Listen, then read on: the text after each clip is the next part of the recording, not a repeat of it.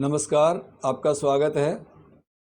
आज हम डिस्कस करेंगे नेशनल टैलेंट सर्च एग्जामिनेशन और नेशनल मींस का मेरिट स्कॉलरशिप एग्जामिनेशन, इन दोनों के बारे में चर्चा करेंगे। और दोनों ही इस समय हर स्कूल का एक उद्देश्य सा बन गया है कि हमारा बच्चा इसके अंदर आना चाहिए। यदि गवर्नमेंट स्कूल है तो हर स्कूल का एक ही उद्देश्य है कि मेरा बच्चा नेशनल मींस का मेरिट स्कॉलरशिप में आना चाहिए। ये स्कॉलरशिप 8वीं क्लास के बच्चों के लिए होती है और इसके अंदर वही एक सब्जेक्ट्स आते हैं, साइंस के सब्जेक्ट हैं और मैथ्स है और एक रीजनिंग है। 90 मार्क्स का, या स्टेट्स इसको 100 मार्क्स का भी कर लेते हैं। तो ये एग्जामिनेशन मोस्ट प्रोबेबली ये नवंबर के मास में होता है। और नेशनल मींस का मेरिट स्कॉलरशिप का जो एग्जामिनेशन है, इसमें विशेष बात ये है कि +2 तक ये स्कॉलरशिप मिलती है बच्चे को, और ये स्कॉलरशिप उन्हीं बच्चों को मिलती है जो बच्चे गवर्नमेंट स्कूल में ही पढ़ेंगे। और इस समय मैं जिस एरिया में रहता हूँ, महेंद्रगढ़ के आसपास का एरिया, मैं आपको ये बता दूँ, नेशनल मींस का मेरिट स्कॉलरशिप में भी 2007 में ये मुहिम हमने शुरू की थी। हालांकि SCERT ने ये पहले से मुहिम शुरू कर रखी थी, टेस्ट लेते थे उस समय, लेकिन इतनी अवेयरनेस नहीं थी।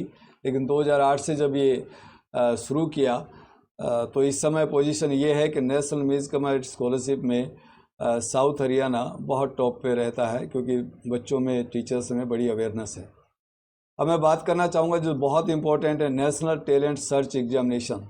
और ये बहुत ही इम्पोर्टेंट एग्ज़ाम है और बहुत ही मैं ये कहूँ कि बच्चे के जीवन में यदि वो बच्चा इस टेस्ट को देता है और ये स्कॉलरशिप लेता है NTSC की, तो उसके लिए बहुत बड़ी बात होती है।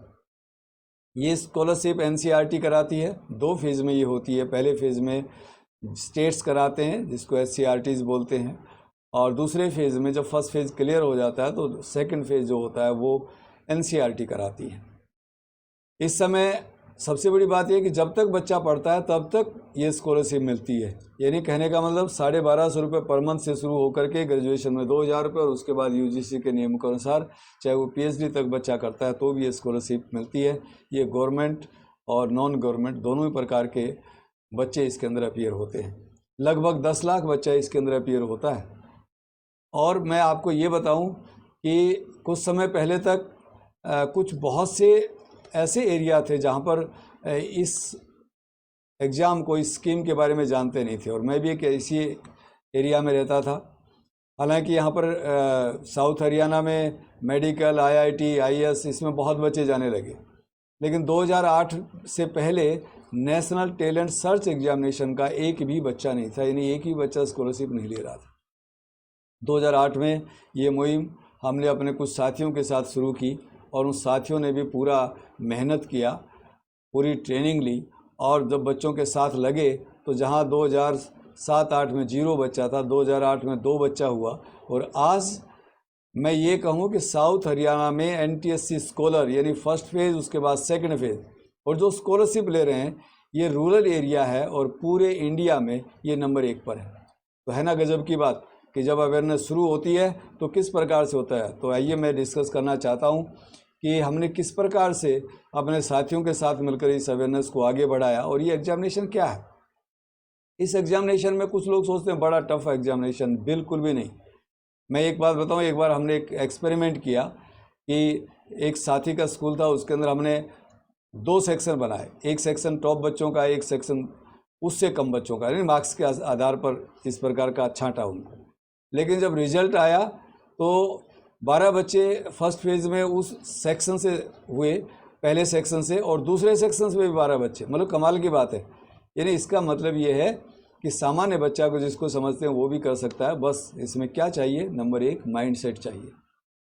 माइंडसेट चाहिए कि मुझे जो पढ़ना है वो नॉलेज के लिए पढ़ना है, और नॉलेज के लिए पढ़ेगा तो इसका मतलब वो अंडरस्टैंड करेगा हर चीज़ को, चाहे टेक्स्ट हो, चाहे न्यूमेरिकल्स हो, चाहे साइंस हो। यानी वो उसको समझेगा और उसके बाद उसको ये अप्लाई करेगा। ये जो लेवल है स्टडीज़ का, ये इस प्रकार का जो पढ़ाना है, ये बहुत ज़रूरी इसके अंदर है। यानी अंडरस्टैंड करना और एप्लीकेशन करना, ये काम टीचर्स की ट्रेनिंग से शुरू हुआ, और उसके बाद पेरेंट्स को मोटिवेट किया कि अपने बच्चों के लिए समय दें। और उसके बाद बच्चों को मोटिवेट किया कि आप में दम है, यू कैन डू इट, और ये संभव हो पाया। हाँ, ये बहुत ज़रूरी चीज़ है, मैंने पहले भी अपने एक वीडियो में डाला था, प्रियम्बल वाला वीडियो आप पढ़ें, कि एक लाइन में कई क्वेश्चंस बच्चे पूछ सके, क्यों हुआ, कैसे हुआ, कब हुआ, ये क्या सोर्स था, इसकी क्या ज़रूरत थी। इस प्रकार के आंसर्स अगर बच्चे क्वेश्चंस बना पाएँ और उसके आंसर्स खोज पाएँ तो ही NTSC स्कॉलर बन सकता है। यानी उसकी क्यूरियोसिटी बहुत होनी चाहिए, ये बहुत ज़रूरी चीज़ है। और फिर 10 लाख बच्चा अपेयर होता है और अंतिम में 2000 बच्चों को स्कॉलरशिप मिलता है पूरे इंडिया से। तो इसका मतलब ये मतलब नहीं है कि बाकी जो बच्चे रह गए वो इंटेलिजेंट नहीं या वो कुछ नहीं कर सकते हैं, जी नहीं। मैं सिर्फ एक बात कहना चाहता हूँ, चाहे आप टेस्ट बच्चा पास करे या ना करे, लेकिन दोनों ही जो परीक्षाएं हैं उनमें उनको अपियर होना, उनके लिए तैयारी करना, ये बहुत बड़ी बात है, क्योंकि वो जीवन भर काम आती है। और कैसे पढ़ना चाहिए, क्या स्टाइल होनी चाहिए, ये उसकी समझ में आता है। तो ये बहुत ज़रूरी चीज़ है कि वो उसका बच्चे का माइंड सेट हो कि हाँ मुझे करना है।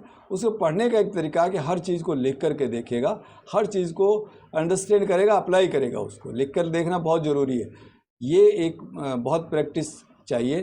तो मैं ये मानता हूँ कि वो जो माइंड सेट होगा और वो जब चीज़ों को पढ़ेगा, उनको लिख करके देखेगा तो उसको क्लियर होती चली जाएंगी। एक और बात कि बहुत से मिथ हैं इसके अंदर, बहुत से पेरेंट्स या बहुत से टीचर्स या बहुत से स्कूल इस प्रकार का कहने लग जाते हैं कि भाई इससे तो बड़ा एडवांस सिलेबस आता है, बहुत इंटेलिजेंट बच्चा चाहिए, इसमें तो +1 +2 का भी सिलेबस आता है। तो मैं ये बात बहुत क्लियर कर देना चाहता हूँ मेरे कुछ साथियों से, लेकिन बहुत से साथी तो इस बात को नहीं मानते कि NTSC में क्लास 9 और 10 के अलावा कुछ नहीं आता। और इसी प्रकार से NMS में 6वीं 7वीं 8वीं के सिलेबस के अलावा कुछ नहीं आता। रीजनिंग का जो 90 मार्क्स का पेपर होता है वो 8 तक थोड़ा लेवल उसका कम होता है और 9 10th NTSC में थोड़ा लेवल बढ़ जाता है। तो ये बहुत ज़रूरी चीज़ है। तो ये भ्रम ना पालें कि बहुत एडवांस है। मैं कहता हूँ NCERT की बुक्स पढ़ें, लाइन टू लाइन पढ़ें, इसके ज़्यादा कुछ नहीं आएगा। और मान लीजिएगा कोई एप्लीकेशन का क्वेश्चन ऐसा आ गया कि जो +1 में आप लोग करवाते थे, इसका मतलब ये नहीं कि वो +1 के सिलेबस है। ये मैं आप लोगों को कहना चाहता हूँ, और उसके लिए बच्चे को उधर ना ले जाएं, कंफ्यूज ना करें, क्योंकि बहुत बड़े उसमें बच्चा फंस जाएगा तो ठीक से तैयारी नहीं कर पाएगा। तो ये बहुत ज़रूरी चीज़ है। और मान लीजिएगा 90 क्वेश्चन आते हैं, उसमें 1-2 क्वेश्चन इस प्रकार का आता भी छोड़ भी देगा तो कोई बात नहीं है। तो सिर्फ क्लास 9 और 10 का सिलेबस बहुत अच्छे से बच्चा करे। रीजनिंग में जितनी प्रैक्टिस की जाए बस उतना ही निखरता जाएगा, चाहे वो सीरीज हो, चाहे वो शेप्स हो, चाहे वो सीटिंग प्लान हो, चाहे वाटर इमेजेस हो, कुछ भी, यानी उसमें जितने प्रैक्टिस करेंगे निखरता जाएगा। और एक बार कर लिया भूलेगा नहीं। मतलब 100% मार्क्स आते हैं रीजनिंग में तो बहुत बच्चों के, और 95% से ऊपर तो बहुत बच्चों के आते हैं। तो ये बहुत ही ज़रूरी चीज़ है कि मैं इसलिए ये बात भी कहता हूँ कि रीजनिंग में अगर 95% से ऊपर मार्क्स नहीं आए और 70% मिनिमम अगर मार्क्स आपके जो स्कॉलस्टिक टेस्ट है उसके अंदर नहीं आए तो सिलेक्शन बड़ा मुश्किल होता है। तो इसलिए ये बहुत ज़रूरी है कि आप इस प्रकार से एक प्लान वे में तैयारी करें, क्योंकि मैं ये कहता हूँ कि आप लोग सारे बच्चों को जब ये तैयारी कराएंगे तो वो निखर कर के आएंगे, और टीचर्स भी उसके अंदर निखरता है कि उसे कैसे पढ़ाना चाहिए, क्या क्या चीज़ें पढ़ानी चाहिए, कहाँ कहाँ से उसे चीज़ें ला करके बच्चों को नॉलेज देनी चाहिए, और बच्चे को ये लगता है कि मुझे पढ़ना कैसे चाहिए। ये दोनों चीज़ें इसके अंदर संभव हो पाती हैं। और क्योंकि हम इस बात के गवाह हैं कि ये कर दिखाया है, साउथ हरियाणा में विशेष कर हमने स्कूलों में इस काम को किया, जिसमें NMS में भी हम टॉप में रहे, NTSC में पूरे इंडिया में टॉप में हैं। और वो तभी संभव हो पाया जब इस काम को एक सिस्टमेटिक ढंग से किया। तो इसलिए मैं ये कहता हूँ हर बच्चा इसके लिए तैयार हो और इसमें प्रैक्टिस करे, इस परीक्षा को ज़रूर दें। और नहीं भी होता है तो मैं इस बात को भी बता दूं, मैं आज ही एक कहानी पढ़ रहा था एक लड़की की, और वो कहानी नमिता की आप पढ़ सकते हो आप गूगल पे जा कर के, कि उसने 5 बार अटेम्प्ट किया IAS बनने के लिए, और कई बार हर बार जब भी पास नहीं होती वो थक जाती कि चलो अब छोड़ो अब, लेकिन फिर उठ खड़ी होती और फिर चली जाती, और 5वीं बार में वो IAS बनी। तो यानी आप अंदाज़ा लगा सकते हो। इसलिए मैं ये कहता हूँ कि हर बच्चे में टैलेंट है और हर बच्चा इसके अंदर कोशिश करे, सिस्टमेटिक ढंग से कोशिश करे, निश्चित रूप से आप लोगों को सफलता मिलेगी। किसी भी प्रकार की और आपको जानकारी चाहिए आप संपर्क करके उसमें जानकारी ले सकते हैं, लेकिन इस एग्ज़ाम को जरूर दीजिएगा ताकि आप लोग बहुत अच्छी नॉलेज ले सकें और एक पैटर्न का पता चल सके आपको। Thank you very much, best of luck.